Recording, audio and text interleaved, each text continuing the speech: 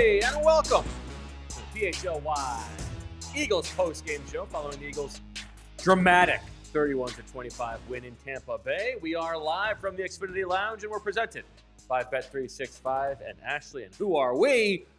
We're Super Bowl champion Vinny Curry. We're Jamie Lynch. We're going to be joined by Fran Duffy to break down the film from this game. E.J. Smith is going to weigh in from Tampa Bay. I'm Bo Wulf, but we got to run it around the horn here as the Eagles hold on after a dominating first half. Defense holds stuff at the end. Vinny Curry, give me your number one takeaway from this game as the Eagles remain undefeated on the season. I think I see Defensive Rookie of the Year. That's my biggest takeaway. Uh-oh. You know, winning teams find a way to win. That's what you call it takes 11 of us. But listen, I think we have Defensive Rookie of the Year on our hands. Ty Robinson? Jihaad Campbell with the interception in the end zone. Very And nice. a forced fumble. Yeah, bro. Played out of his mind. And then the perseverance, even on the wheel route, you get beat for a touchdown, come back, make a big play. Come on, which was what you could call it. That's what sealed the game. Absolutely. Okay, how about you, Jamie? What's your number one takeaway? Big takeaway was that took a little bit from a lot of people. Like, the defensive line, Ojomo was getting in there, making plays late. One of the big plays of the game. Yeah, Jalen Carter had to come back from an injury and play hurt. The secondary, Coop and Quinyon, played really good games. Offensively, Dallas Goedert, Jalen, great first half. Second half, hit the skids. And it took the defense to kind of bail them out there. It was the tale of two halves yet again. It wasn't a consistent 4 quarters of football. So the opposite halves. Yeah, the opposite of last week. It was the inverse of last week. Easy peasy. Birds are 4-0. Yeah, a lot to get to. Obviously, a lot to unpack from this game. Let us know in the chat what your big takeaways were. And, of course, you can become a member of the PHLY Supporters Club if you want access to some of those cool emojis and some other exclusive content, stuff like that. But, listen, in the first half, I thought this was the best we've seen the offense look all season long. I mean, last week, you could argue the second half as well, but the answers that they had in the first half here with the blitz, we know that that's been a bugaboo, especially against Todd Bowles for Jalen Hurts. They were awesome in the first half. And then in the second half, I mean, the offense almost cost this team the game. They had, if you don't count the last possession when they were just trying to run out the clock, they had 7 possessions in the second half. 5 of them were 3 and outs. And Vinny, I mean, you know better than anybody what it's like playing in Tampa Bay in September. For that defense to have to play as much as they did in the second half and still have enough left to make plays at the end, I found very impressive. Man, I mean, at the end of the day, when you start thinking about in the second half, it looks like they were like I don't want to say took their foot off the gas or want to say fatigue set in, but that sun was beaming. But the defense stepped up. She showed up. They showed out. They showed that they was conditioned. I guess going out there, that little bit of a stint definitely helps. I mean, listen, we kind of poked fun at it, but I don't know. If you just needed a little bit extra, and that's what they won by, okay. Bro, when I seen that, I was like, what? But then, hey, it helped today. I mean, the defense showed up. They held their own. And to come through in the clutch like that, Uncle Vic wins again. Yeah, let's get a little thumbs up here on the page for pulling one out of the jaw, the grips of death there. The defense bailed out Kevin Patullo. But here's the thing: in the first half, Kevin Patullo was awesome, right? Yes. And the red zone creativity in this game was really nice. Like that was a lot of cowards draws in the second half. Well, yeah, I mean, my biggest problem with the team this season has been how often they're running cowards draws. I mean, every 3rd and long, it's a little bit pathetic. But I mean, if we're going to give them credit for the second half last week, we got to give them credit for the first half this week. But yeah, I mean, that was a very uninspiring offensive performance in the second half. I have my theory. I'm shocked that Jalen Hurts wasn't spotted for a concussion check when he hit his head. I'm not even sure if he completed a pass after that. I think there was a noticeable change. I wouldn't be surprised if it comes out that he was playing with a concussion in the second half. I'm shocked he wasn't pulled to the sideline after that play. The offense just was pretty bad in the second half. I guess you give some credit to Tampa Bay and Todd Bowles for changing some stuff up because it seemed like nothing was open downfield at all. Well, Jamie, you're right. He was 0 for 8 passing in the second half. He just didn't look this. He didn't look like the same player. 15 for 16 in the first half. 0 for 8 in the second half. What about 4 or 5 and 1 to Yeah, there were a bunch of ones that seemed forced to AJ. Yeah. Yep. And there was that one drive in particular where it was 3 in a row to AJ, and they were all over all 3 of them. One of them probably could have been intercepted. Yeah, that was a particularly ugly. He looked like a different player. It was very noticeable that they was trying to, get AJ involved and force feed him a little bit. I'm not sure if I agree with that one little thing, but I mean, some of those. Sure. I mean, Jesse Bond says in the chat, good point. Not having Lane Johnson affects everything and limits this things. game in the third quarter and is replaced by Fred Johnson. Not ideal. Second week in a row they've had to play without him. The offensive line, look, I don't want to say anything. They just don't seem the same as last year right now. Now, there's been a lot of moving parts. Right guard has changed a bunch. Lane Johnson has now left a game and a half. Right. So there is a Dickerson has not been playing quite up to his Dickerson level. off of surgery. He's got to get healthy, man. He's got to get healthy. Jurgens is coming off an off-season surgery too. So it's understandable, but I would even add into that Saquon has not done a great job in pass protection this year. He missed another 2 today at least, where the one Jalen threw to the same side of the field, and Hurts actually pointed to Saquon to pick this up, and Saquon didn't. He missed it. And then the other one was the blitz from the other side, and Saquon went to the other side of the field. So you're right. The pass protection is, it's okay. And yet they're 4-0. And not only 4-0, to be fair, 4-0 against, a trip to Kansas City. Yeah. The Rams at home and a trip to Tampa Bay. 3 of the 4 wins against playoff teams, the other division win. I mean, I think this was the most impressive one. I'm not going to lie. Do you? Yes. I think coming to Tampa, that Tampa team was hot. They was rolling. To come into Tampa, to go a little earlier, had everybody eyebrow raised, but to pull it off, I think this one was the most impressive one. Jacob Tammy, former tight end, says, one day we will learn to be happy, but today is not that day. No. You're right, Jacob. This is kind of perfect. We won, and we have something to complain about. I do think, everybody is a little bit, everybody remembers 2023. Sure. I do not think that this is that. No. I think there's a difference between winning in ways which are unlikely to be repeated and winning in ways in which you're not playing your best game, but you're still winning. And so, yes, in this game, on the heels of forcing 2 turnovers, one of them in the red zone, and also scoring a touchdown on special teams, like that might feel like it's kind of fluky, but I don't believe that was the case in this game. I think it was, listen, you see it all the time in the NFL. You get up big, things change.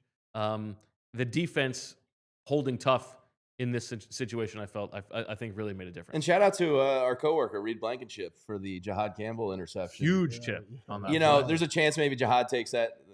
If it's not tipped, maybe he has a cleaner break out of the end zone there. But Reed got a finger on that ball and made it an interceptable pass, which was probably the game. Well, it's a good question you ask. Let's hash this out. Let's decide what we think is the forward play of the game from this game. Are you going with?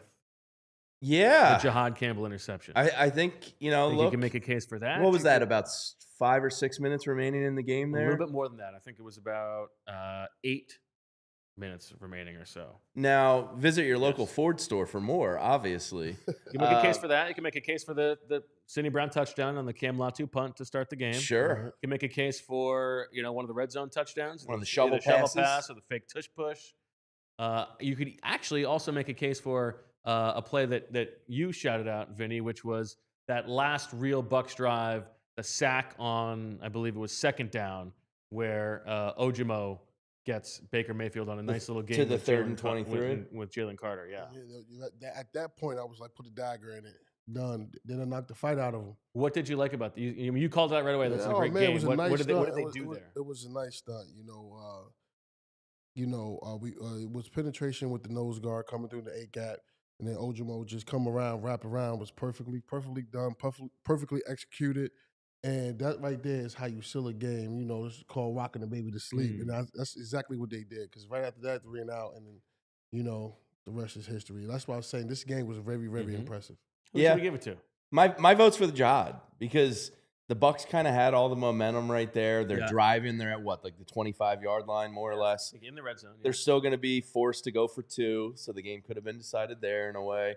But Jihaad changed it. That play changed the game. That kind of, I don't want to say sealed it, but made it obtainable. Yeah, it's a huge play. I mean, Jihaad Campbell's Jihaad Campbell, and as you said, stud. Vinny bouncing back from giving up the long touchdown to Bucky Irving. Yeah, absolutely. Right. Jihaad Campbell taking down the play of the game. You might as well give it to the defense the second half. That was the okay. I mean, they dealt with a lot there. That was crazy. Like, I don't know what the snap count is for the second half if you have it, but it felt like the Bucs were. Yo, did you see like the fake shades they had over the guys? Those poor guys. That's smart though. Yo, but I'm saying, man, that son was beaming through the. I was about to say damn shade, but them, man, it was crazy, bro. I was like, oh man. Yeah, I think Brady even said, it's hottest on the field right now on the opposition's bench late in the second half. Yeah, that 2-3 o'clock sun really starts beating down. And then they had us wear the dark colors down there. Yeah. Well, good job by the Eagles. Fourth play of the game, and as we said last week, now let's move it one more. 18-0 now in Jalen's last 18 games that he has started and finished. That's wild. Not many guys in NFL history can say they've won 18 consecutive games. I wonder how many there are, actually. Let's get to the Super Chats. I guess Brady's one of them. A lot of action early on. Pat Phoenix says, if I see a 12 personnel dive play on first down again, my head is going to explode. We did see a good amount of I formation in this game. Pat Phoenix. And yeah, that's tough. Jake M says, when your quarterback can't even complete a pass in an entire half, it's more than just him struggling. It's a coaching issue. I mean, listen, he only attempted 8 passes. I think that is fair. But yeah, I mean, there's no doubt that was not great in the second half. Juan Pablo Martin Riba just giving us a nice little donation. Thank you, Juan Pablo Martin. Shahid says, one day we'll have to let 2023 go. Vic Fangio is here. PTSD is fine, but they're the defending champions. I think that's totally fair. We probably need to think about them in that context. Uncle Vic was kind of like all of us going through that game. Like his reactions the 2 in the reaction booth shots were awesome. To the long touchdowns. And listen, remember week 1 last year, Vic Fangio's first game, they gave up a 70-something yard touchdown to Jaden Reed. And since then, since week 1 of Vic Fangio's first game, they had not allowed a touchdown, including the playoffs, of over 50 yards. The longest was exactly a 50-yarder to Xavier Worthy in the end of the Super Bowl when it didn't matter. And then in this game, they gave up 2 70-plus yard touchdowns. So that is like absolutely not what Vic wanted to see in this game, that they're trying to hold a lead. Like that's how you lose a lead like that. I tried to lip read his second reaction, and I think it was a simple "what the hell." So he's relatively calm. That second one was tough because that was a scramble drill. It was not the design of the play. And Bucky Irving gets a step on Jihaad Campbell. It's a nice throw by Baker Mayfield. That first one, Makuba was probably in the wrong. Yeah, I mean, Reed missed it. Brady, to his credit, I think described this one pretty well. That guy is originally a clear out route, Egbuka. Right. It's not supposed to be in the read. And I think Makuba knew that. And it's like why he was coming off of it. But then he's there and he's looking around and he just can't find the ball. Brady did unbiased for most of the game, but towards the end, he started slipping in a couple weeds. No, I feel like he was pretty biased the whole time. I thought he played it all right. He's telling him to challenge it. Yeah. Of course, I will. No matter how crazy this game was, the thing that I'll remember from this game is Brady talking about how he wished when he was a player he could have grabbed guys in the grundle. Yes. When they sacked him. Definitely the big takeaway. I think he also said something about a sweaty tush push. Yeah, he was talking a lot. He was focused a lot on the sweatiness of men. Yeah, and he's got a wedding to cater afterwards. It's a whole. He's got some scallops wrapped in bacon to hand out. Super chat from Joel, who says, Patullo doesn't call enough curls and stop routes. I'd like to go to the tape on that. I feel like some of them, when he does call, are a little bit too obvious, like that one possession with A.J. Brown. Roger E. says, does feel like a bit like the Chiefs last year. Also, is Nick going as a turtle for Halloween? And listen, yeah, I mean, aside from that A.J. Brown possession, there were a lot of those 3 and outs that were, okay, here comes a first down run on Saquon, here comes a second down run on Saquon, and you're just not going to get. Yeah, almost kind of like playing not to lose the league or playing it too safe. Are you worried about the running game at all? After, Vinny, we had the year of Saquon last year. Saquon in this game, 19 carries for 43 yards, 2.3 yards a carry. I think not. I think not. I think they're gonna get it figured out soon. It's really hard. This is like the second game. Lane is not all the way healthy. He's clearly not all the way healthy. But when it come down the stretch and it comes down to if I could hit my Saquon, You know, I think it will be coming soon. Another week in which, as you see on that screen there, and good job by Ethan and Andrew to get that up. Another week in which the red zone really makes an enormous difference in the game. The Eagles 3 for 3 in the red zone in this game. The Bucs 0 for 2. I mean, that's the story of the game right there. Yeah, I mean the Eagles are, I think, since halftime did that update, so they're 11 for 11 in the red zone on the year. Yeah. I mean, you're gonna win a lot of football games when you bat 100 in the red zone. No tush pushes in this game. No tush. We have the tush push graphic and image. The fakes. There was fakes. Yeah. And Vinny, you brought up a good point about the tush push fakes and kind of something maybe personal in this game. Yeah, you got to think about Tampa. Tampa was one of their tush push hater. You were all over this, Vinny. You said, and this was before we saw the fake tush push with Saquon. You had a feeling, based on the way that the Eagles came out in this game, based on some of the chippiness early, that you think that this was a potentially like a Jeffrey Lurie circled game for the Eagles. I think it was personal. You could just tell by the way the players were reacting. You can tell the Cooper DeJean step over the AI joint was crazy. You know, I mean, we can't be throwing flags on that. Yeah, exactly. So but that goes to show you that after a couple of them pushing, you know what I'm saying? Got a little chippy there early. After a couple of them, the refs was like, hold up, before it get out of hand. Because we was punching them in the mouth, and that game could have really got out of hand without a couple saved flags. You know, I understand it's part of the game, but it's like, come on, ref, let the guys be guys. The grown men here. Let's not take all the fun out the league. But, you know, you could just tell that game was very personal. Even when Saquon scored, the way he stood was like. You have been a part of some matchups, right, where you knew that it was clear that ownership cared a little bit more about this game. Hell yeah. The Patriots come to mind. What do you think? Why do you think the Bucs might be one team for them? I would say just, you know, the whole Ty Bowles stopping Jalen thing, the whole they hate the tush push stuff. Just it was a lot of material out there that you can use for extra motivation. And I won't be surprised if the Eagles didn't, you know, use some of that extra motivation. And I think you use the fake tush push that a team. That's a one versus a team where you really want to. You could pull that out at any time. Sure. Right. And there's a reason you held it in the back pocket a little bit. Yeah. And even the shovel pass, it wasn't a tush push formation, but it was like a cousin of the tush push. Yeah, it was a nice they just kind of had them stacked. Yeah. So like they almost in a way kind of. I like the way Jalen did that one too. With the little, it was kind of like the ref toss. Yeah. That was nice. So they saved. It does feel like they saved that one for a team that they really wanted to. I like this theory though, Vinny, because this is a team that has had the Eagles number, and we said that maybe that's a little bit overstated because AJ Brown has missed a bunch of those games, right? So it's not like they've beaten the Eagles at their best, and yet. That is the narrative that the Bucs have owned the Eagles, and Jalen Hurts, as we showed you in the pregame show, he's played worse against the Bucs than almost any team that he's played that often in his career. And he hears that. And we know that Jeffrey Lurie loves Jalen Hurts and is about protecting Jalen Hurts. And so I would not be surprised if this was the kind of thing where this was a game that meant a little bit more to the Eagles. And I'll just be honest, especially in that first half, it really sticks out that Jalen Hurts had this game under so much control. It was like. It looked like me playing Madden, everybody. You know, he was just, so good in the that's what makes it so mystifying in the second half.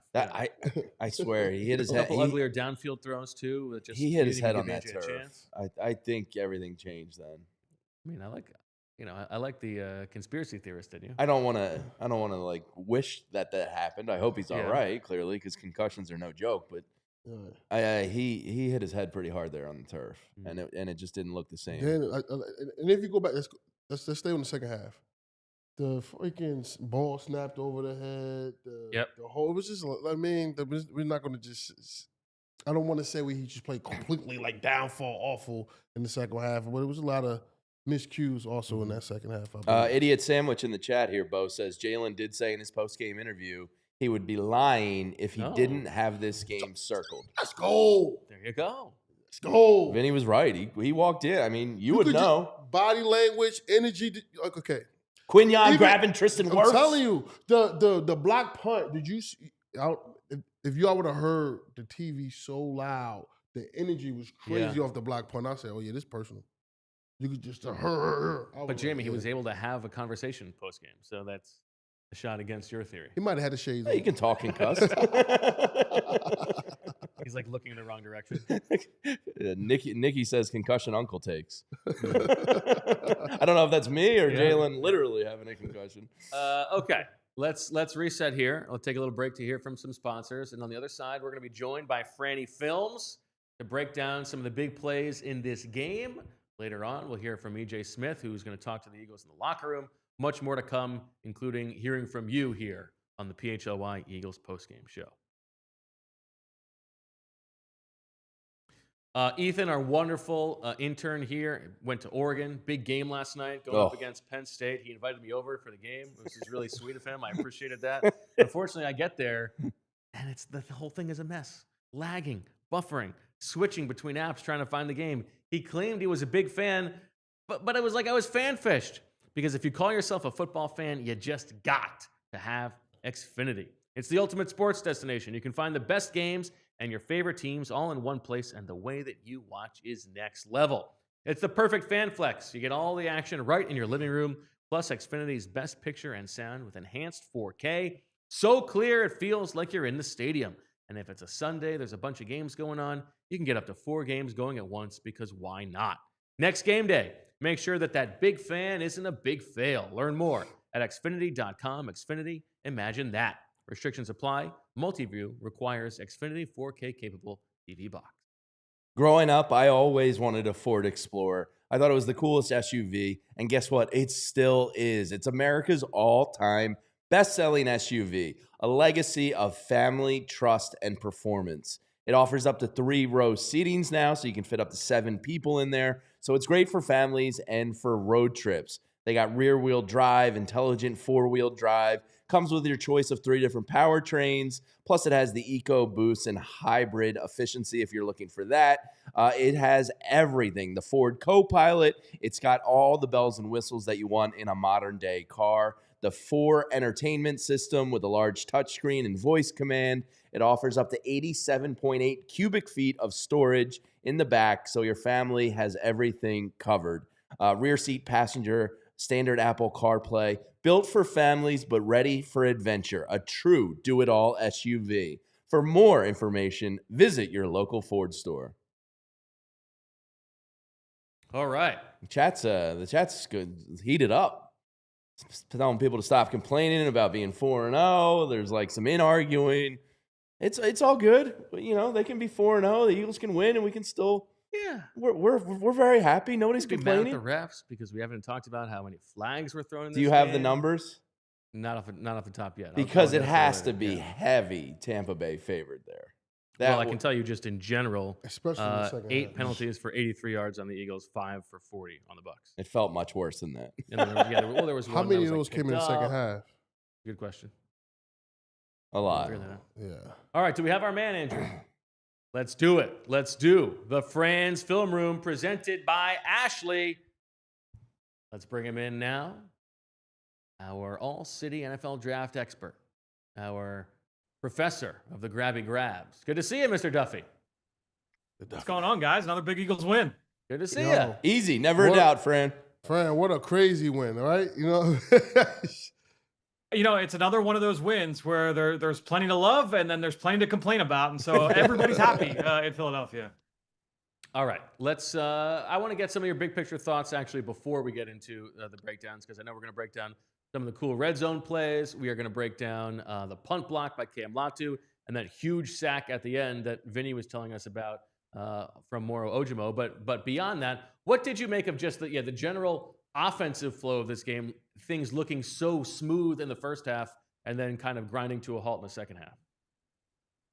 Coaches love to say that every year your team, it's a brand new team, right? Even if you're bringing back all 11 starters on a unit, it's going to have a different feel from one year or from one team to the next, one season to the next. And I think that's absolutely the case here with this Eagles offense, at least what we've seen through 4 games. Last year's team would have been able to salt this away. You get into 4-minute drill and you're able to just kind of bog the other team down and say, you know what, we are not going to give this ball back and we're going to anaconda you to death until the final whistle.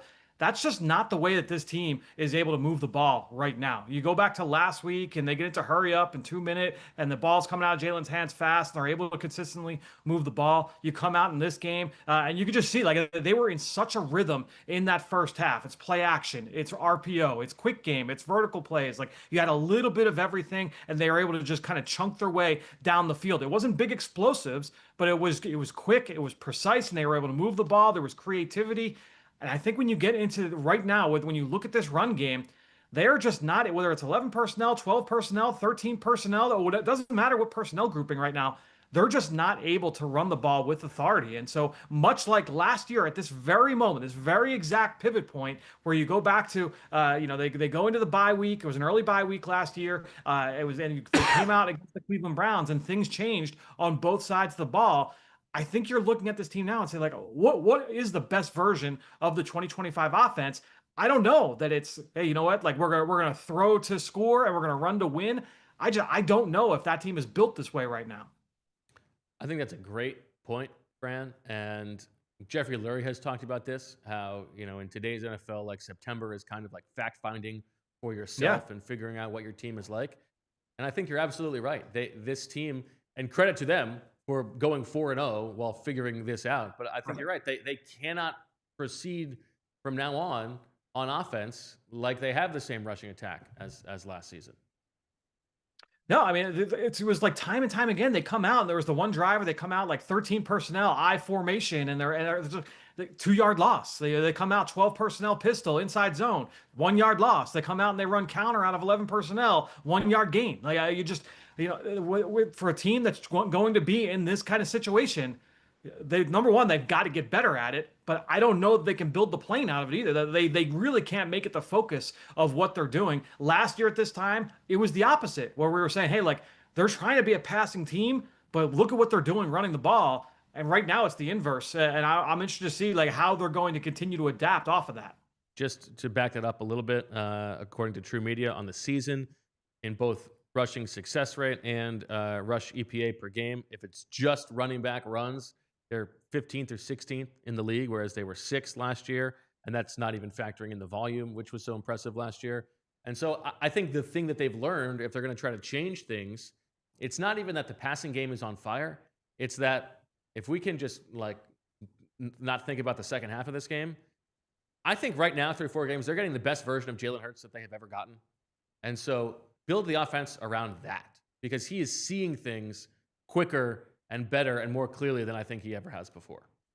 Yeah, he's making great decisions. He's poised. I mean, there were some inaccurate deep balls in this game, especially when you get into the second half. Him and AJ Brown just could not get on the same page. It wasn't for a lack of targets in the second half of this game, but I think when you're looking at Jalen overall, like on the whole, he's been awesome. I was listening to you guys at halftime, and you guys that was one of the best halves of football we've seen Jalen play. Obviously, the numbers did not look good in the second half. Our friend Daniz, the professor, put out a nugget that they had 11 dropbacks. There was one successful dropback from the Eagles in this game, and it was a Jalen Hurts scramble. Like they could not get anything going, but a lot of that also had to do with the fact that they were behind the sticks so often because of negative run plays. And so I think, look, the second half was ugly. But overall, I think if they're going to look at this in the way that this team is built right now, I think it's got to be funneled through Jalen Hurts in the pass game. Fran, real quick before we start getting into some of your grabby grabs, Saquon Barkley in the pass protection this year. What do you make of that? Yeah, I want to go back and watch some of the ones from today, just off the film, because I did that breakdown in the pregame show about the Todd Bowles blitz package, and one of my walkaway thoughts from that was sometimes it looks like it might be on the back, and it's not always on the back, right? And so I haven't been able to really get a great look at all of those, so I don't want to pass judgment without really being able to break those down. So I think that's something that we'll definitely cover at 2:00 tomorrow. All right, let's get into the aforementioned grabby grabs, and let's start with the big play We need on a new defense on that final Bucs possession, the one that Vinny was talking about, where Jalen Carter sets it up and Moro Ojomo finishes the sack on Baker Mayfield with authority. How did you see that one play out? Yeah, this was a really nice scheme here from the Eagles and Vic Fangio on 2nd and long. It's 2nd and 12. We can go to the first one here, Andrew. It's Ojomo 1. And what you're going to see here from this play is that you're going to get an overloaded front from the Eagles, where Jalen Carter is going to slide to the left side of the center, offensive left of the center. And you've got Ojomo over there. You've got another defensive end over there. Zach Bond is blitzing from depth from the opposite side, and you've got a defensive end on the opposite side as well. So it's going to be a 5-man rush. They're going to play straight man-to-man across the board opposite that. They disguise it pretty well with a too-high look before the snap. And so it's going to be straight man-to-man with a 5-man rush. And what I like here from the Eagles is that you're going to get a TT stunt. You're going to get Ojomo and Carter working in tandem. First, Carter is going to work upfield as the pinner on this stunt. And Vinny, I want to actually ask you about this because you were so good in this role over the course of your career. So I'm sure you can offer some coaching points that you see here from Carter on this one. But if we go to the next one, Andrew, the first shot that you see is Jalen just flying off the ball. Like that first step, his ability to threaten that gap against that center. Now that center, even though he's sliding left, he should be responsible for anything, that's going to cross his face or come into his gap. Because Jalen is so explosive, he's able to not only get into his pads, but now that center is in panic mode. And Andrew, if you go to the next shot, Ojomo is going to play off of that, and he's going to cut off the backside hip of Carter, and he's going to work inside. Now he just makes a straight beeline for Baker Mayfield. So this is set up from Jalen Carter. Outstanding execution on his end. I would be remiss if I also didn't mention, if Andrew, you go to the final one, Baker, he pump fakes on this one. He wants to try and make a throw, but the coverage was so tight on the back end. You had Cooper DeJean down there. You had Quinyon Mitchell down there. They did a great job at the bottom of the screen in man-to-man coverage, and he delivers Ojomo a huge hit on Baker Mayfield. It sets them up for 3rd and a mile. And then when they get off the field on 4th down. So, for me, like this was a TT stunt that was beautifully executed between Jalen Carter and Moro Ojomo. Man, that goes to show you how much respect that Jalen demands, that he didn't even come off of him, man. So Ojomo, but he owed him a steak dinner or something. Yeah, because that's a selfless role, right, Vinny? I know. I think you and I have talked about this in the past. It's like sometimes you're hoping as the pinner that or hey, you know what, the offensive line's going to fall off and try and pick up Ojomo, and now I'm going to get in clean. But more often than not, it's going to go that way. I'm telling you, that was just great execution. And then, like I said, the secondary, like you said before, the tight coverage. Yeah, pump fake. Once you pump fake, somebody's in your face is over. Yeah. The other thing that is interesting about this play to me, Fran, is I think on both sides of the ball, this was a bit of a game of trying to break tendencies for the Eagles. There were some things they did offensively on that case. There were some of the plays in the red zone. But for Vic Fangio, most of the season, it has been Jihaad Campbell coming forward and Zach Bond staying in coverage. And in this game in particular, it felt like much more of Zach Bond. I mean, even on the interception, Jihaad Campbell is covering a tight end there. I guess, is that what you saw as well? And do you think that was a part of maybe confusing Baker Mayfield from Vic Fangio's perspective? It could be like, hey, this is an opportunity for us to change things up because maybe you're not as scared of Cade Otton in space as you would be. They're going to run Puka Nacua in the middle of the field. We want Bond being able to patrol that space. If you're going to Kansas City and Travis Kelce, we want the seasoned veteran back there in Zach Bond running the middle of the field as opposed to the rookie. So that could be a reason why they felt comfortable making that switch. That's a good point. All right, let's go to some of the bad here on defense, and that is the first of the two, really long touchdowns by the Bucs. Emeka Egbuka, Baker Mayfield finds him with what looked like a busted coverage by Andrew Mukuba. Yeah. It's honestly like with the two explosive plays here in this game, this is like classic rookie's gonna rookie, right? This is one of the perils of playing young players, especially in a scheme like this. And we've got Andrew Mukuba circled. Grady and everybody has done a good job of breaking this down. So I'm not going to spend too much time here, but I think at the end of the day, you look at Mukuba, they're playing a split safety coverage, and they're running a 3-level stretch in his direction. So Andrew, if you go to the next shot here, essentially a 3-level stretch, you've got a receiver deep, you've got a receiver short, and typically almost all the time it's going to go to that intermediate route. Those other two routes are complementary routes meant to hold defenders. So you've got that underneath route that's going to hold somebody to the flat. That vertical route by Egbuka is supposed to hold Makuba. He's supposed to take him vertically down the field and create a huge void. Now, Makuba, I think he just kind of outsmarts himself on this one. We've talked about how he is a very good zone coverage defender. He's very anticipatory. He's going to try and make breaks on those throws, and he just jumped this a little too early, and so he kind of showed his hand there. So now Baker's going to be aggressive. I appreciate the reaction here, and you see that he's able to get back and is nearly in position to make this play. Like, he very easily could have made this play.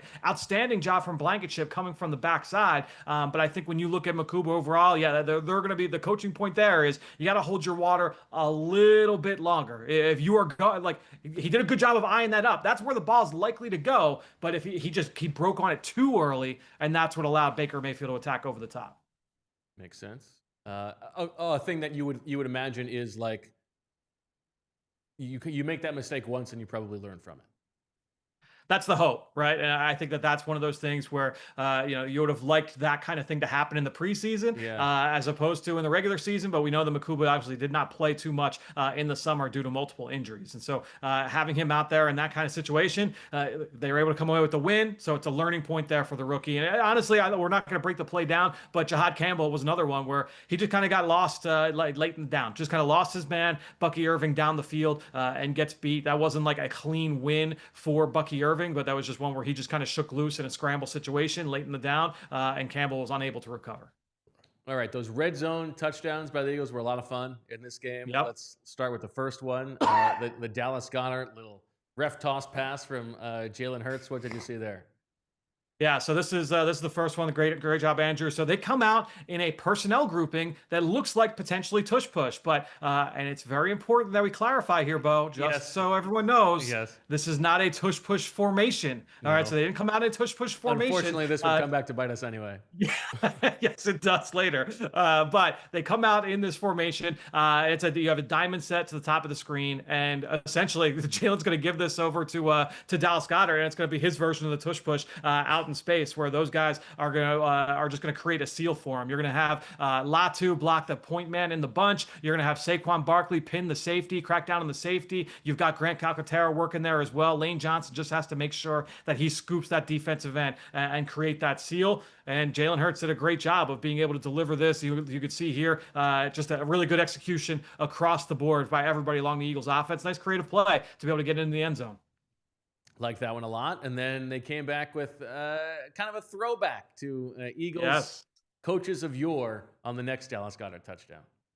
Yeah, and this was a really nice compliment off of what they were doing in the run game. Last week against the Rams, the Eagles did not run any gap scheme runs where you had pulling linemen and double teams the point of attack, working back the opposite way. But in this game, early on, you saw a decent amount of counter. And with counter, the first thing you're going to get, double team at the point of attack with two blockers coming from the opposite side. And so you see here, you've got the double team at the point of attack between Dickerson and Mailata. They're going to create movement on the play side defensive tackle. Andrew, go to the next shot here. You're going to get the kickout block from the guard. So Tyler Steen's coming across. Right now, this looks like counter. If you're the linebacker at the second level, if you're the corner, the force player at the top of the screen, this looks like counter all day, because Tyler Steen's going to come kick the defensive end out, and then you're going to get Dallas Goedert looping around to block the play side linebacker, and then you've got Saquon Barkley taking this ball on the handoff, and the corner, he's going to respond in kind. Andrew, if you go to the next one here, that corner, he starts running to the outside. He takes himself completely out of this play, and you can see that Dallas Goedert already has the ball. So Goddard's got the ball on the shovel, and he's able to walk in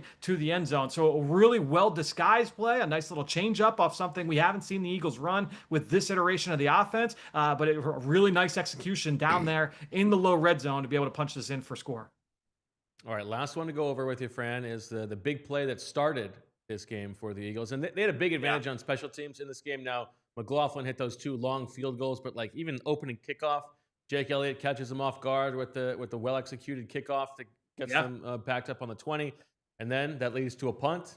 And as the professor predicted 9 days ago, Cam Latu breaks free. Yeah, it was a really well executed block here from the Eagles, and Tampa Bay has had some issues in punt protection over the course of this season. So clearly, it was something that they saw that they could be aggressive with. So even if Latu hadn't come close, like in earlier weeks, I think this is another one where they said, we've got an opportunity here to go and make a play. This is another one where it's basically a stunt where you're going to have Sidney Brown looping around from the opposite side. He's going to be the one obviously to recover this, but you're going to get the straight rush right up the A gap from Latu here on this play. And what I like here is that, look, if you've got the ability to win that A gap, that's number one. It's important that you don't impact the snapper. So you've got to be really good with your technique. We talked about that last week with Jalen Carter on that key field goal block, but you've got Latu is able to win the A gap. He penetrates and gets into the backfield. Normally, your personnel protector back there is going to be the guy that's going to kind of clean that up and pick up for your snapper in that situation. But because you had Sidney Brown looping around, now that's going to occupy the personal protector there, and that's why Latu's got a clean run right at the punter. Great technique. He attacks the point there right where the ball comes off the punter's foot, and then Sidney Brown, he's not looping around to block. He's looping around like, hey, if this punt is blocked, I'm going to be the guy to return it. And we talked last week, on Monday's show about how that was Jacorian Bennett in the on the field goal block on the Jordan Davis play. And Bennett, he saw the ball was going and the holder was about to jump on it, so he went and cleared it. Obviously, that was not that was not the case here on this play. So Brown was able to pick this up and he was able to take it back for a score. So really great execution across the board there from the punt return unit. Love that. That's special teams breakdown. Now we're talking. That's 2 weeks in a row. Good special 3 blocked teams. Kicks in a row on successive snaps for the Eagles. Michael Clay having a moment. Yeah, he was fired up the sideline. That was great. Some things to clean up from a coverage standpoint, but there was a couple of those that came back due to holds. But all right, Mr. Duff. Not all sunshine and rainbows. We will talk to you on the show tomorrow at 2:00. Tell me when you fire this bad boy up early in the morning. What are you most excited to look into? It's a tough one because games like this, it's like, all right, honestly, it's almost dependent on like how I feel when I wake up in the morning. Like, how's my coffee? Because it's like, all right, do I want to start with the good or do I want to go and see what happened in the second half? Offensively, I feel good about the defense overall. I mean, they gave up 2 explosives, that we talked about. So I think overall, like the defensive film's going to be pretty good outside of a couple of plays. Offensively, that's where it's going to be a little bit more of a difficult conversation. Fran, do you buy the kind of Vinny's theory here that the fake tush pushes was saved for somebody a little bit personal? I will like when because I was the one that pitched this for Swooper this week, and it felt like that kind of a game. I think when you look at you go back and you watch some of the tush pushes in the past, like it got a little chippy with this team, not to the level that it got with Washington in the NFC title game, but I think that this was something where I kind of felt this would be one where we could see some kind of a fake push. And so that's why, honestly, I submitted it this week. It felt like that kind of a game for Sirianni and this team. Big flex. Yeah, the chippiness with Washington was about them just being losers about it. Whereas with this, it's like Vita Vea is a huge man. Like he's going to try to hurt Jalen Hurts. And so it makes sense from like a protect your quarterback standpoint. If there's a game when you want to try to avoid it, this is probably the game. Yeah, and it's they were able to get a couple of things on film for other teams to be able to think about, which is definitely beneficial as well. There you go. All right, Fran, you're the best. Thank you very much. Fran's Film Room, sponsored by Ashley. We will talk to you tomorrow at 2:00 on the regular PHLY Eagles show. And with that, we will send this bad boy a break. Hear from some more sponsors on the other side. Vinny's going to give out our beef of the week, and we'll hear more from you, the fans, as we await E.J. Smith live from Tampa. Get your home ready for cozy season during Ashley's fall savings event happening now. Discover the rooms and the season's warmest and coziest hot buys for every room in your home, from stylish living rooms to welcoming dining rooms to relaxing bedrooms. You'll find beautiful looks starting at just $299. And right now, buy today and pay later with no interest for 60 months. Because fall isn't just a season, it's a feeling. Visit your local showroom and start saving today. All right, Philly, listen up, because a new beef jerky is out there and it is tremendous. It's Righteous Felon Craft Jerky. And these guys are running a flavor racket for over a decade, slinging bold, rebellious, small batch meat snacks with real ingredients and zero shortcuts. And today, I want to talk to you about the meat sticks. These are 4 flavor-packed sticks that go way beyond your usual gas station jerky or beef sticks. These are clean label snacks made with real ingredients and 0 filler. My whole family is obsessed with them. My 2 daughters take them to school every day. My wife takes them to school every day. Why? Because they fill you up and you feel good and healthy for eating them. Here at the office, when a Righteous Felon shipment comes in, people go nuts. They have the fiery habanero, my personal favorite, the lemon pepper turkey. I know the OG hickory is Julia. Shout out Julia, her favorite. Everybody's got their own favorite flavors. My girls like the taco pork. So whatever it is, they got the flavor for you. They have 2-ounce jerky bags that you can get 2 for $10 at Wawa, and you can also find them at Giant, Royal Farms, and thousands of independent stores across the country. I even saw them over at Costco. Righteous Felon, high protein, bold flavor, no BS. I already told you. I'm going to tell you again. Get ready for cozy season. During Ashley's fall savings event happening now, discover the season's warmest and coziest hot buys for every room in your home. From stylish living rooms to welcoming dining rooms to relaxing bedrooms, you'll find beautiful looks starting at just $2.99. And right now, buy today and pay later with no interest for 60 months because fall isn't just a season, it's a feeling. Visit your local Ashley showroom and start saving today. All right, let's hit up those super chats as we're back on the PHLY postgame show. Nikki says, absolutely twisted. We can't get 4 buttons down for 4 Eagles wins. Cannot believe we're wearing zips today. Nikki, I'm sorry. I apologize. We will make it up to you. We will bring the sex appeal back to this show. And when the Eagles go 5-0, we'll go buttons deep. Fran will go nude from the Duff Man cave. Yeah, I mean, there's no telling whether he was wearing pants or not. Yeah. Kyle V says, great Eagles win, 4-0. F Dallas, go Birds. Got a bite. Bo, who are your top 10 Bjorns? You go Thomas Bjorn, Bjorn Werner, Bjorn Borg, obviously. I was going to say number Bjorn Borg. 1. Of course, congratulations to him again on the release of his book. Let me think about it. Those are the Bjorn Javalis, songwriting partner of Benny Anderson, a Swedish singer-producer. They got nothing on him. It's got to be up there. Bjorn Kirk. How about the Kaizen? baby? How about the baby Bjorn? The baby Bjorn. That thing was great. Yeah. All right, so that's 4 down. The Flyers man says on the 2 biggest plays of the game, the Eagles D-line collapsed the Bucs O-line. That's a fair point. Roger E. Ringo.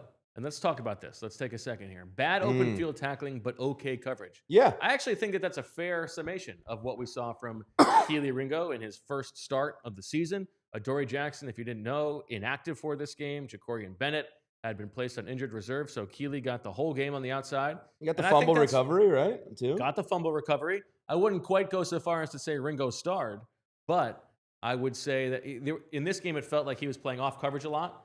Didn't target him a ton. I felt like he was doing a good job in coverage, had a 4th down pass breakup as well on Baker rolling left. But there were a couple of times when he missed some tackles. Vinny, can you improve? I mean, I know you can, but is it in your heart and soul to tackle, or can you? Yeah, especially there. Listen, it's a saying, especially on defense. Single digit missed tackles, you win games. Double digit tackles, you don't win games as a defensive, unit. So you kind of if when you shoot your gun, you want to make sure you're shooting the right bullet. Yeah. What did you think of Kelee? Did you have eyes on him today? I didn't. I feel like it was all right. Yeah. I didn't feel like anything kind of really splashed out. Right. Remember we were talking about that. You want to jump off the screen. Mm-hmm. I didn't feel like it was. I do feel like you see, and the Georgia connection plays into this a little bit. Right. But I think you see the other guys on defense being really happy for Kelee when he makes a good play. And I'm sure that you can speak to this and you can remember when you have a guy who's been with you for a while, correct, but hasn't really had his chance on the field, and he gets to get on the field. I mean, everybody's rooting for that guy. 100%. Because everybody sees what they see in practice and how hard the guy works. So you just want to flash so we all can see what they see and we all can clap and go crazy as well. So I just, I like that. And it's fair coming from me. I mean, put a little pressure on Yeah, absolutely. Yeah, he wasn't a liability. Similar, you saw Zach Bond. He held his own. No, I'm not saying he did on his own. Sure. He held his own. But just for what the saying and how they feel about him down there. Sure, we want to feel the same way. That's all I'm saying. Yeah. Back to the super chats. Michael Toma says offense is still finding an identity, and it shouldn't be the one from last year. I think that's a good way of saying it. Speaks to what Fran was saying as well. And then Sam G, thanks for the best Eagles coverage in the city. We always look forward to the post-game crew, especially. Thank you, Sam. How about the best fans in the city? Yeah, Come absolutely. On. Here in the chat on the PHLY post-game show. All right, Vinny, put you on the spot here. It's time for the beef of the week, presented by Righteous Felon. And at Righteous Felon, they give the beef of the week. It's like their employee of the week thing. We do it. Somebody on the line of scrimmage, offensive line, defensive line. Where are you going for the Righteous Felon beef of the week? I'm gonna go back to that the D tackle stunt. That sack was clutch, and I think that would kind of change the momentum of the game because they was driving. And so I'm gonna go beef for the week to my guy. So, to Moro? Or to Jalen for setting it up? Moro for finishing. Split it 50-50. Because Jalen Carter was obviously playing through something. Yep. Missed a bunch of this game in the second half. I was going to say, you can make the case injury. for him playing hurt. That's a beef of the week candidate right there. It is, but it just was maybe a little meat stick for each. Moro finishes it. You got to give him a little bit of love. Got to. Did you see his sack celebration that he must have been working on? No, I didn't. It was like he was writing to the and then giving it up to the sky, or was it? It was something to the sky. Okay, I missed that one. Is it writing to the sky or a kiss to the sky? Help us out in the chat. Maybe a thank you note. Something to the sky. And somebody behind him was doing it too, so it was like they knew that would be Moro's sack celebration. I think he must have workshopped that. Yeah. But I just know how hard it is to execute a game like that way, and that was executed very well. Well, when it's like 100 degrees in the field, and it's the end of the game, they've been on the field the whole second half, especially. Yeah. Vinny, you've played in Tampa. Like, how exhausted are those dudes right now? Oh, they super exhausted. They probably listen. I'll tell you what, though. To that point, I'm pretty sure that sack came. It was the first play after the 2-minute warning. Yeah. So they got a little bit of a break, yes, which I think made a big part of their get off. Fran pointed out Jalen's get off on that play to set up the stunt. I think that maybe doesn't happen if they don't have a little break before it. Good point. Phone. It was a phone to the sky. That's what it was. Phone to the sky. It's going to be a nice nap on that plane, though. That's how exhausted it is out there. Dr. Prince Blue checking in with a super chat. Everybody is better than Jalen Hurts until it's time to be better than Jalen Hurts. Lamar, Allen, Herbert, name them. Herbert lost to a rookie today. I agree. You know how I feel about my guy. It becomes tiring covering the Eagles, and every day is like, where does Jalen Hurts rank among all the quarterbacks? And it's like all we ever talk about. But I do find the conversation very annoying, and everybody's already staked into their positions. There's no movement. There's very little nuance. And I'm telling you, Jalen Hurts is playing much better this season than he has in the past, or at least than he did in the middle of last season. And he's not getting credit for that from a lot of people. And I don't think that there are a lot of things that he did in this first half that if Trevor Lawrence does in some game, everybody's going to be loving him up. And Jalen doesn't get quite that same. You want to hear something crazy? If it wasn't no social media, do you know that Jalen Hurts would be probably ranked the best quarterback we ever seen? Well, I was just trying to do some quick crack research here, Bo, and this is not AI. This is a Reddit board. So so it's also it's user based. A little bit more. Yeah. I was trying to find how many quarterbacks in NFL history because this is his 18th consecutive win, and there's some of his stats today from the majority of that was in the first half, obviously, because I think he was 15 to 16 at halftime. How many quarterbacks have won 18 consecutive games? And I think Jalen Hurts just tied Tom Brady as the only guy to do it. I'm telling you. Like, that's wild.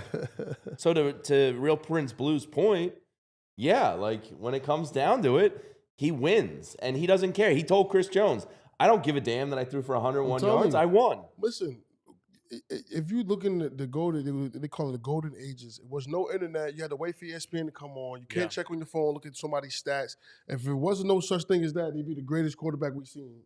Of this 18 generation. 18 consecutive wins. Well, and listen, some of those things are unquantifiable things, right? Like he does have this preternatural, like, calm and presence when the stuff around him is going crazy. That matters, and I think the guys feed off of that to some degree.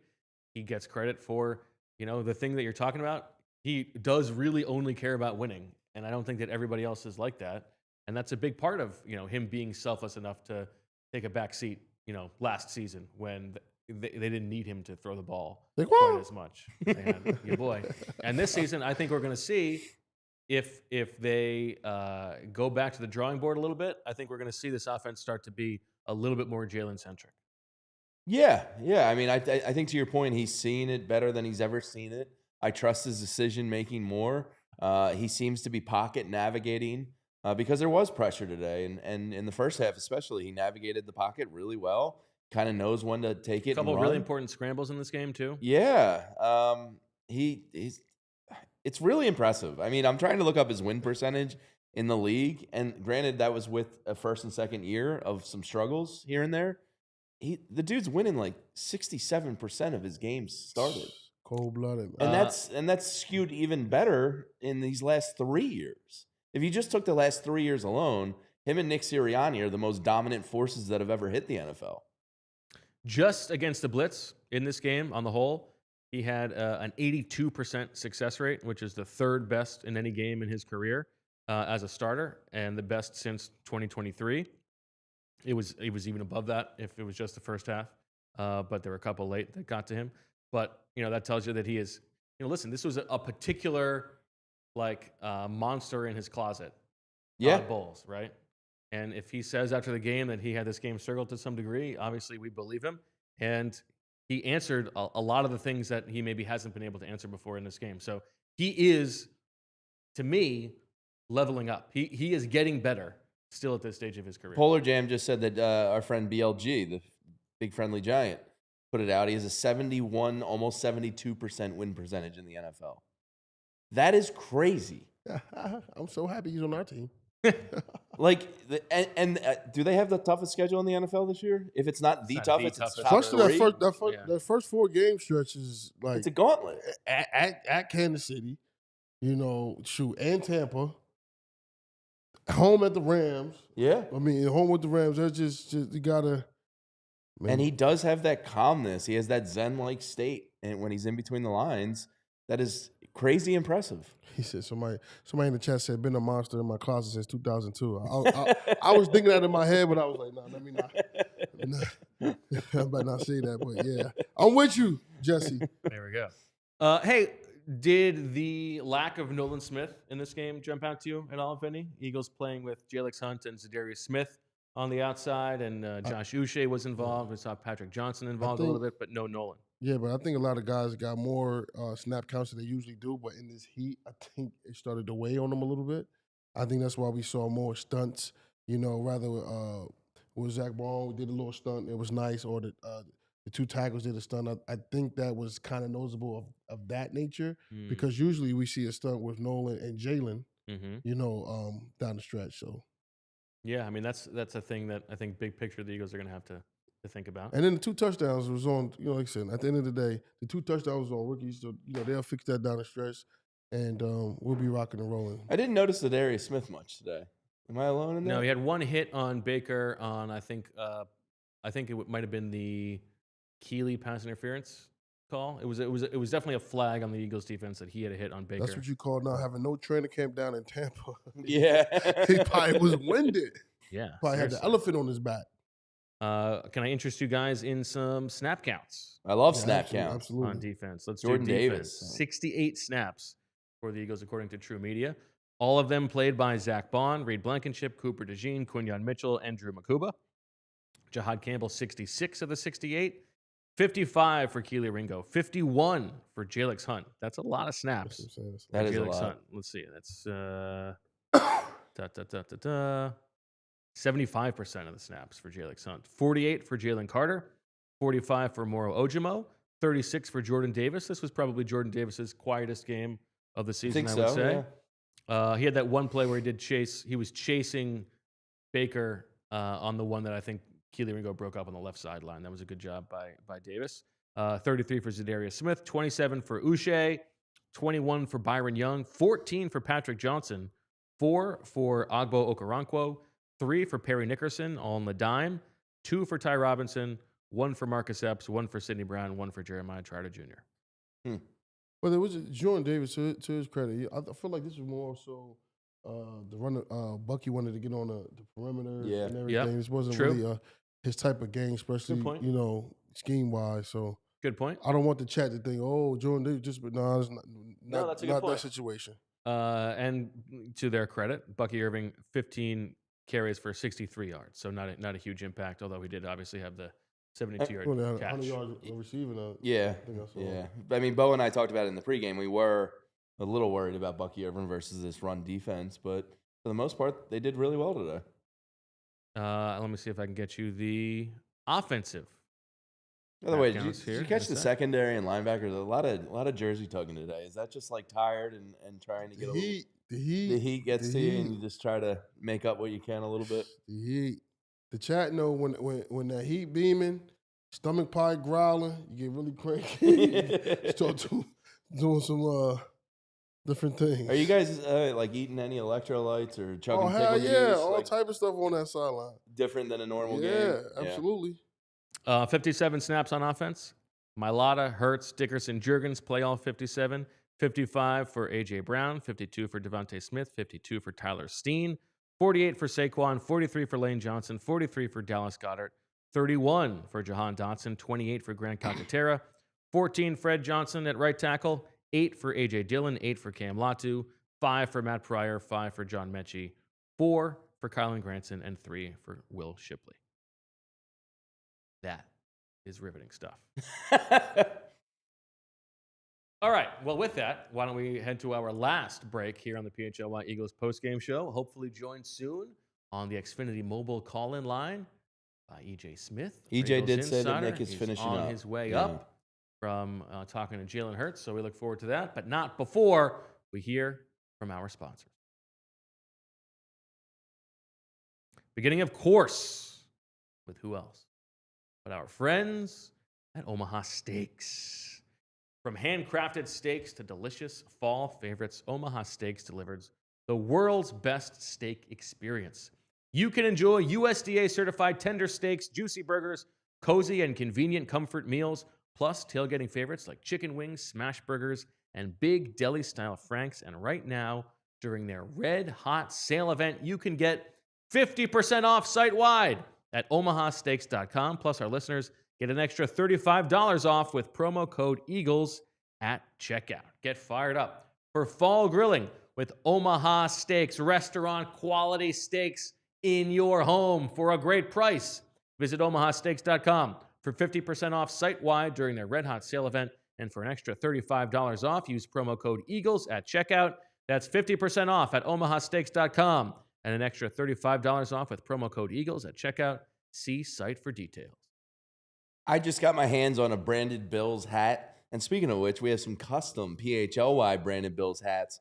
These hats are incredible. Now, I got a PSU hat, but unlike PSU, the hat didn't choke. So it's not the fault of the PSU Nittany Lion on the front. But this hat is incredible. It's got the vents on the side, so you get the cool breeze coming in. So whether you're looking for snapbacks, truckers, fitted, beanies, or tees, Branded Bill has you covered with performance and style. It was so comfortable. It's my new favorite hat. And if you're looking for some gear to make your brand stand apart from the crowd, Branded Bills has you covered with the best custom headwear. Start your order and their dedicated team will help you create the exact custom apparel you need. They have a partnership with Penn State as part of their campus collection. But if you have a company and you want some personal branding on there, look nowhere else other than Branded Bills. So head to brandedbills.com and use code BBPHLY for 15% off your first order. All right, back on the PHLY Eagles post-game show. We sweated with Fran for a minute at the end there, but I did want to give a little minute to Appreciate the special teams making a big difference. Michael Clay, he was fired up, man. Team. Listen, man, Michael Clay learned from the best, man. You Yeah, know, right. and then like just to see him get his opportunity, you know, is you know, because he was there when we was there. Sure. So just to see him get his opportunity is pretty dope. Well, what were your thoughts about the last play of the game where they had Braden Mann we gotta talk run about out the back of the end zone? And listen, it didn't affect the spread, so no Mike Florio conspiracy tinfoil hat talk here, but it was an interesting play. I think it's I don't know that I low think that risk. I don't know. I am fine with, like, we got 6 seconds. Let's run it out. Let's take the safety.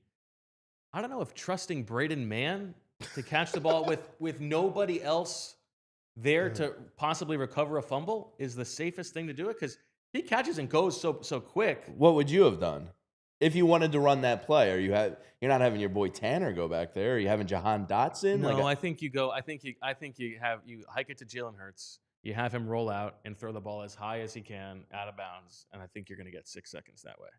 Okay. I did like the take all risk out of it. Like Brady was talking about throwing the ball downfield. He seemed to think like it was in play. A punt is too risky. Like I think it was a sound I think logic. what Braden Mann should have done was run back as far as he could and then punted the ball out of the back of the end zone into the stands. That would have been cool. Because you're still getting the safety and you get the fun punt. Yeah, and a fan gets a souvenir. Yeah. He gets the Duke. But yeah, I mean, Michael Clay in the special teams unit is now the returns today for Tampa Bay were pretty good. Yeah. So you want to clean that up. And I think part of that is it looked to me, I mean, Kelee Ringo is playing on defense, and he's usually a very good gunner. I don't think that he was on those plays, and that could have made a difference. Yeah, for sure. It's nice to have special teams. You don't notice how important special teams are until they bite you in the ass. And the Eagles have the opposite of that. They're Which is, I believe, biting asses. I believe what Tom Brady wishes that he could have done during his career. Exactly. If only not for the face mask, he would have done it. Yeah. Yeah. We don't have EJ yet, right? Okay, working on that. I had one other thing. Oh, Cooper DeJean in this game. Great game. Very physical. Yeah. I'm telling you. This defense, to your point, Vinny, from before, felt like they really came to play on a toughness standpoint in this game. Man, it was very personal. You could tell it from the beginning of the game to the end of the game. I think Coop made a lot of screensavers today. Ooh, I like that. You know, he made a lot of screensavers today. Can we make that an emoji or not? Step over? It was nice. We could go back to this. Yeah, from last year. I'm going to the lean back. Why not? Yeah, you look a little more comfortable. You look stressed up there. These chairs are tough. It's a tough middle ground. It is. There's no in between. They're too deep. Yeah, you got to go all the way back. Need a little tray. Yeah. They're too deep. You either got to lean all the way back here or you got to be on the very edge up here. It's a tough scene. Yeah, there's no middle ground here. Yeah. Yeah. No, but how you feeling? You look like you don't like it. I don't love it. Okay. Yeah. See, you're big enough. Yeah. This looks comfortable for you. I have to throw the arm kind of like back a little bit to really get comfortable. Oh, yeah, I don't know. It's not working so well. Yeah, but to your point, Cooper DeJean he's bringing the pain this year. Like No, he's playing a physical football. That kid is a good tackler. Yeah. Awesome. There were a couple of those. I think we could make a case that I think he's like one of the best athletes, the most gifted athletes, one of the most gifted athletes in the whole league. Like he had that nice. What can't he do though? For real. Yeah. Even on the return of the interception that wasn't an interception, he made a couple nice cutbacks. Yeah, we didn't talk about that. Yeah, there was that one tip kind of drill that looked like the Buck had a chance at it on the second attempt, and like he tackled the guy after tipping it. He's very athletic. No doubt. I'm telling you. You know how to do the Pro Game challenge? I mean, the Pro Bowl challenge. Oh yeah. You could do well at that. I would probably bet the house on him. Jeez, it's a big bet. Yeah, I know. We'll get to it. We had to wait for EJ. He can wait for us for a minute. All right, let's head to the Xfinity Mobile call-in line. Head to Tampa Bay to hear from Mr. Red himself, EJ Smith. How you doing, EJ? I'm good. You see, I lighted the mic up for you. Wonderful. We appreciate that. Yeah. Now you don't care about the mic. All right, we hope you stayed in the AC the whole time. Yeah, most of the time. It's hot down there. So if you see the media guide, it's probably me fanning myself off to the side here. But yeah, no, it's definitely a warm one down here. Now, EJ, pressing question here. I saw Jimmy Kempski tweet it out. It looks like they had a really nice ice cream machine with all the fixins. Did you get to the ice cream machine? Yeah, obviously. I did make it to the ice cream machine. Yeah, Nice. They have a good spread here. Hey, Jimmy, I think, not to spoil his review, but I think he's going to give it an A-. Ooh. Oh, wow. Now, what toppings did you go with? It's very funny. I go Not to sprinkles. spoil his review. You didn't say anything about the review. You just gave the spoiler of what the final score is. Listen, I mean, you got to reward the listeners. So, So what were your toppings? I go sprinkles. I'm not one of these adults that doesn't like sprinkles on his ice cream. I mean, sprinkles are fine. Sprinkles are great. But if an Oreo crumble is on the table, it was not on the table. Why not both? Yeah, it was not on the table. all right. Yeah. How do you not have an Oreo crumble at an ice cream machine? Pathetic. All right, EJ. Should ask Jalen that. Let's start with, I want to ask you about Vinny's guess here, which is that he felt like this game meant a little bit more to the Eagles. And then, the flying down a day early maybe plays into that a little bit. But the way that Jalen Hurts' performances against the Bucs has been such a topic of conversation for us all along. The fact that they saved some special plays for this game, it seemed like. Did you get the sense in the locker room from talking to the guys that this was one that was a little bit circled on their calendar? I mean, they definitely talked about it being a difficult place to win, and they valued that. But I don't know. This isn't the first Eagles locker room that I've been in where it's been a little bit more somber than you might have thought. Interesting. There was a lot of messaging, especially from the offensive guys. I talked to mostly offensive guys today. A lot of the defensive guys, they must have either gone during Nick or weren't there in the locker room right when we got in there. But yeah, no, there was definitely another. I mean, I think Nick Sirianni put it the way that a lot of the guys put it, which is that they don't want to let good be the enemy of great. So definitely could sense that they were excited to kind of get the monkey off their back in this stadium. They kept acknowledging that the fact that they have not had success here. But at the same time, I didn't get the sense, other than from maybe Jalen, that this win was just like, oh, we won the game. It doesn't matter how we look. Okay. And so what were the things that listen, the offense in the second half, 8 possessions, 6 3-and-outs, 7 of them before the final possession. And obviously they put the defense in a tough spot with that. What were the things that they felt like didn't go well? So I found it interesting. I heard from Saquon Barkley, and he talked about those early down runs, first down runs in particular. He said he's maybe trying to do too much. He's trying to create a little bit too much instead of just taking what's there. And I think that really did plague the offense in the second half. It wasn't the only thing, obviously. I mean, Jalen Hurts, I believe he didn't complete a pass in the second half. So it was definitely multifaceted there. But Saquon talked a lot about trying to do too much on those early downs and kind of getting the Eagles offense behind schedule. And we talked about it before the game. If you go behind schedule against this Todd Bowles defense, you're going to be in a lot of trouble because of the pressure packages that they have. So, we heard a lot about that. But again, it was such a weird game because they were so good in the first half. Jalen was 15 for 16 and at halftime. So it was definitely mixed messaging. But I think because of the fact that the offense was so stagnant in the second half, that bled into the locker room a little bit. And as someone who was there watching the game, what stood out to you? Really, it was just how much they struggled in the run game. I don't think I've ever seen Saquon struggle quite that much since he's been with the Eagles. Obviously, there were games like that with the Giants, but that was what stood out to me. But then also, I try to zoom out and remember, they have not won games here. And I think this Bucs team is pretty good. I mean, it wasn't like they were going up against, poor competition here. So for me, what stood out to me is the fact that they found a way to win the game again. It's it's never easy. It feels like with this team, but I mean, the record speaks for itself. I said this in the takeaways piece that people can read on allphly.com. They are an imperfect team with a perfect record. It's hard to argue with that. So EJ is with us on the Xfinity mobile call-in line. EJ, a couple injuries popped up during this game. Lane Johnson obviously left again, and Jalen Carter left and returned. What was the word? How are they feeling in the locker room? What did you make of that? So Lane didn't talk after the game. We did talk to Jalen Carter.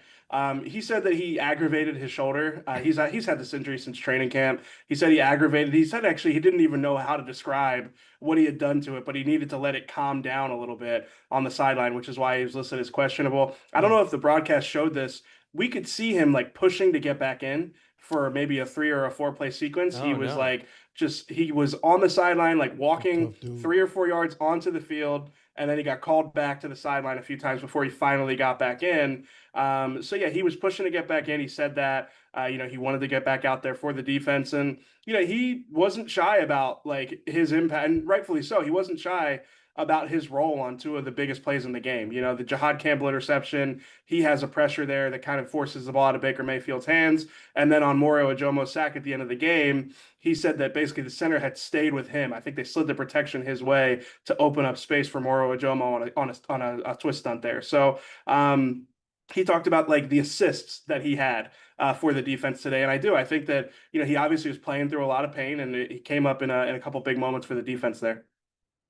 And so what was like the mood from Nick and Jalen in their press conferences? What did Nick have to say?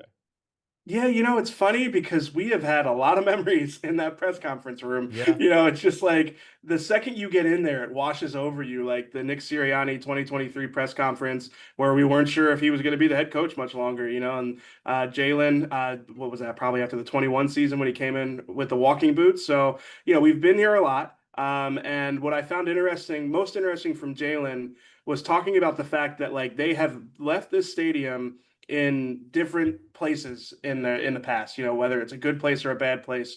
He actually said this time last season, they left the stadium in a good place, even though they were 2-2, he felt good about where the team was at, and he feels good about where the team is at now. And obviously the record speaks for itself in that regard. So Jalen didn't really have a lot on what happened in the second half, or even really what happened in the first half. He kind of just said execution. It came down to execution. So, and there was a moment where after a few questions about the second half, someone asked him about the touchdown passes to Dallas Goedert, and he kind of goes, "Oh, there you go." Like, he sort of wanted to lean into that one. I think at one point he referred to us as, I think it was like hounds for negativity or something like that. Be a hound for negativity.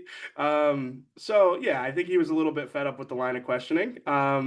And then Nick, the message I remembered most from him, and I think that stood out most, was don't let good be the enemy of great. And Jalen said that's been Nick's message all week. Well, Nick Sirianni, John Ganud from the Eagles just put this out, EJ.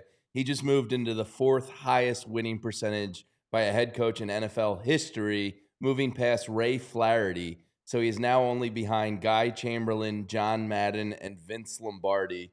I don't think I've heard of those guys. For 4th all-time in winning percentage amongst coaches. Incredible.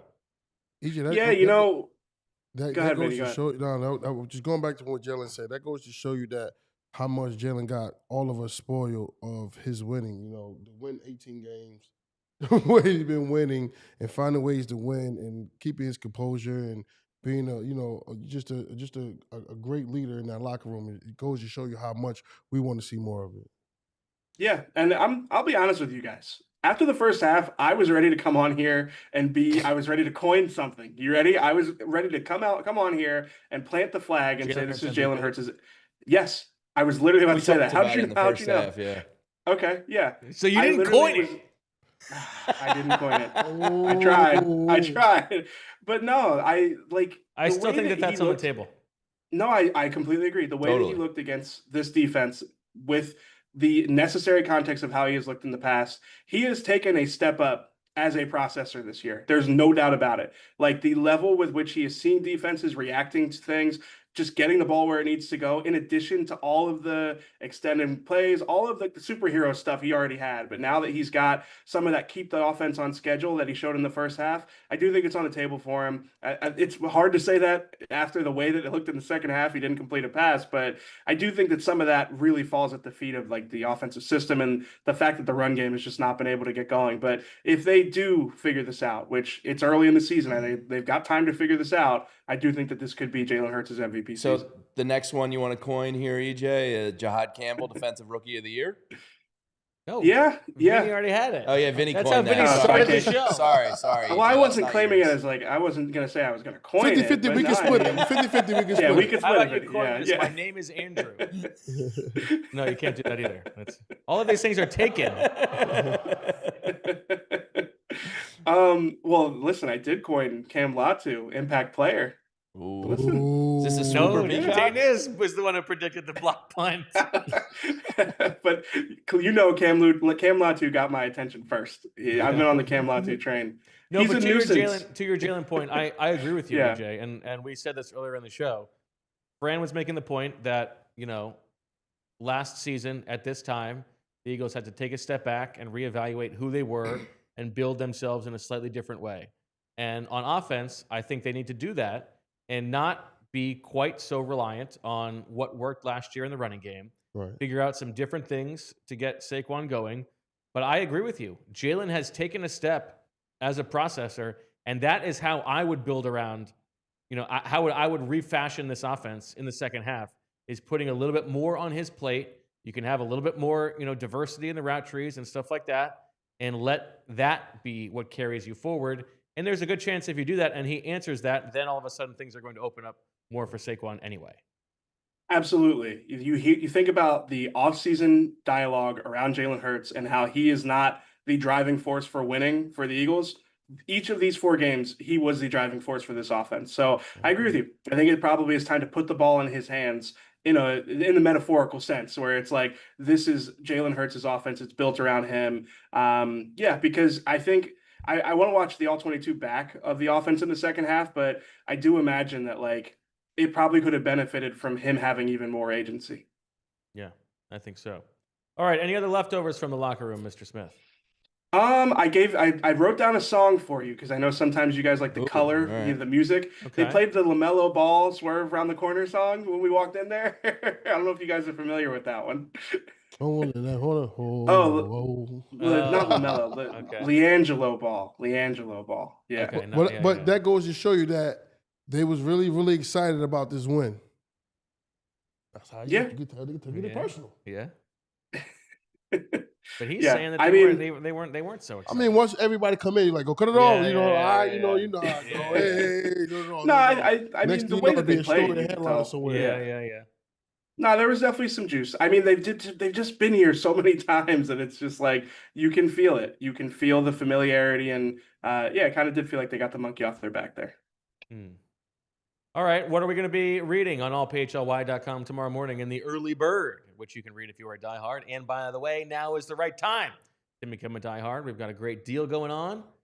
The branded Bills hat. And a branded Bills hat, that green one. These things are Kelly sharp. Green, beautiful hat that we've got. You're going to be reading a lot of stuff. You're going to get Tanner McKee on Jalen Hurts, the processor. I talked to him about that last week. Stuff from Jalen Carter.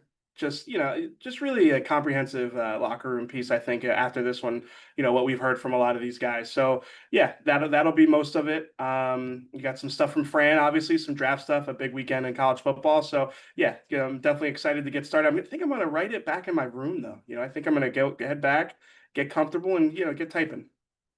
Take a shower. Yeah, no, that's a big one. That is a big one. I mean, I wasn't going to air out my my showering habits on the pod, but yeah. I don't know. Sometimes that helps. Clarify the writing. You get a little time in the shower. I mean, it does. I don't know if it clarifies the writing. It's just you're a gonna necessary. You're gonna outline pre-shower and then execute post-shower. What's your plan? No, I don't. I think the shower is the first thing you do when you get in.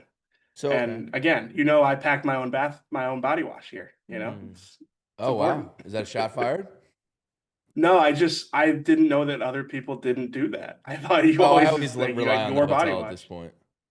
Never. So EJ, speaking of showers, how long is your average shower? I've never thought about it. Probably 10 to 15 minutes. 10 to 15. Wow. All right. Is that short? Is that long? It feels long. Probably like a 5-6 minute guy. Yeah. Okay. Learning a lot about different kinds of showers. Yeah, Andrew says he takes a 2-minute shower. 20? Oh, 20. Never. 20? 20? That's wild. Wow. Vinny? Got to clean up. Oh, man. I don't know how we got on showers here. I feel like Tom 2 Brady minutes is is there too too. fast. Like, he on the show. There's something Tom Brady would have said. All right. Any other color that you want to pass along before we let you go and get to hit those showers? I saw Nick Sirianni kind of have a moment with Kelee Ringo before his press conference, saying that he's proud of him. I couldn't believe the Bucs just didn't throw the ball at Kelee Ringo. I know, right? It was insane. Like, one of the things that will be in the early bird is me asking, like, do the Bucs know something about Kelee Ringo that we don't? Like, why were they were like, no, we better throw at this Quinyon guy instead. So yeah, I noticed that. And then the only other thing I have for you is that I didn't tell you this, but I'm live from the coach's booth. So I don't know. I don't see like any remnants of Vic Fangio. Like, he didn't leave anything behind, but if he did, yeah, take a look. There could be could be some reporting nuggets in there. Some notes about that busted coverage. I got to go back and watch Fran's film breakdown. Really just learn what happened in the game. There you go. All right, Mr. Smith. Safe riding, safe travels back. We will see you on Tuesday Safe shower. at 2 o'clock on the PHLY Eagles show. All right, guys. Thanks for having me. All right. A lot of shower talk in the chat now. Yeah, why not? Chat going off. Yeah. 10 and 15 minutes is average. 10-minute showers is for girls. I don't appreciate this from Fred, who's saying that white people don't wash their legs in the shower. I mean, I'm washing my legs every time. I even I have like a pumice like grater for my feet. I'll get in there and get the dead skin off my feet. Oh yeah, it looks like a cheese grater. A hummus. I think he said pumice. No, pumice. It's like a pumice stone, like a pumice grater. The little roll-up joints. Yeah, I don't use it, but I'm just saying. Yeah, I'll just Isn't like, it take pummel? a grater to the bottom of my feet. Isn't it pummel? Like pummel stone? That's a pummel horse. Oh. That's a pommel horse. Oh. So not only do I wash my legs, but I scrub the hell out of my feet. Huh. Yeah, so Fred, take that. Now, I'm not a washcloth guy. Or what are those little loofah? Yeah, the loofah. Yeah, no, loofah's kind of dirty. Yeah, they bug me out. There's like there's a silicone scrub thing you can use that's a little bit more hygienic. That's what I go with. All right, do we have any more super chats before we go? I think a couple rolled in here. I think we got all of these except for that last one. Ian, who says, a little behind, but what a pull with the Thomas Bjorn reference. Bo showing his golf knowledge. There we go. Unfortunately, that's all. Those are the only Bjorns I got. Did I assume Europe ended up winning? Apparently, USA made a push late. Yeah, it's very tight. I think they got the 14, but it's like barely. Well, and then they got helped by Hovland taking a half point for not playing today. Oh, all right. I'm not seeing a lot of other Bjorns that I know. The famous Bjorns out there, the list is short. There's got to be some inventors, I would think, with Bjorns, right? I guess. All right. Good stuff. The Eagles are still undefeated. 31-25. They hold on by the skin of their teeth at the end. The defense holding on despite playing all those snaps in the second half. Jalen Hurts, great first half. 15 of 16 for 130 yards and 2 touchdowns. And he finished the game with 130 yards and 2 touchdowns. 0 for 8 in the second half as the offense had 8 drives, 6 of them 3 and outs, and yet the defense held on. Big job from special teams again. We've got Moro Ojomo having the big play. Jihaad Campbell gets the play of the game from Vinny Curry for the interception with a little tip from Reed Blankenship. All good stuff. Final thoughts from you, Vinny.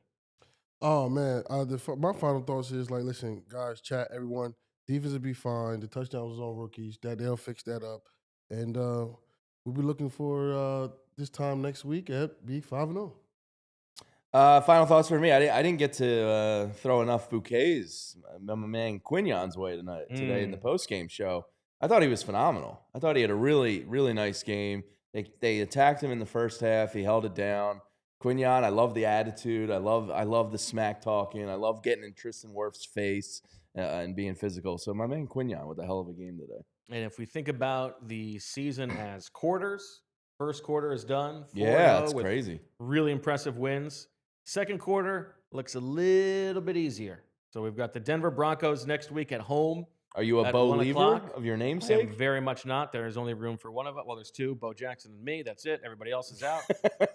Then you've got Thursday night after that at the Giants. They won today, so maybe they're a little bit better with Jackson Dart. No Malik Neighbors, though, suffers an ACL. Yeah, exactly.